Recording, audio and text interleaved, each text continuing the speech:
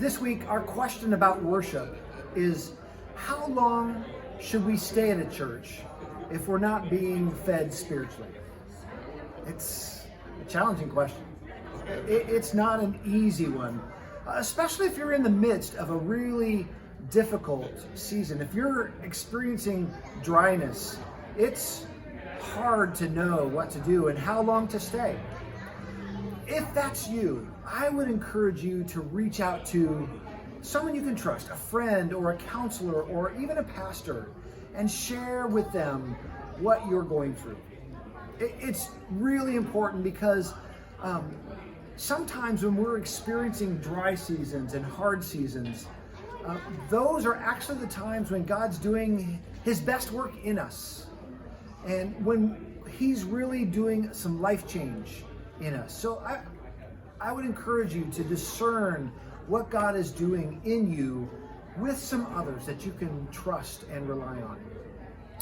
That said, sometimes the comment, "I'm not being spiritually fed," is really just a complaint. It's a gripe.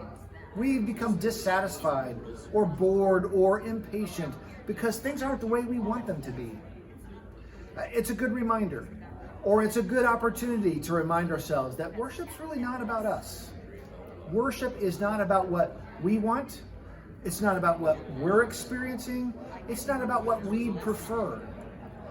We gather together so that we can celebrate God, so we can celebrate God's power and God's wisdom, God's mercy and God's love. We worship God because God is worthy. End of story. He just is that good. But surprisingly, or maybe not surprisingly, sometimes when we decide we're going to worship, even when we don't feel it, sometimes when we show up and get our eyes off of ourselves onto God, God blesses us in ways that we weren't expecting. God feeds us and fills us. Like I said, God blesses us. And the cool thing about that is we are able then to share that blessing with others.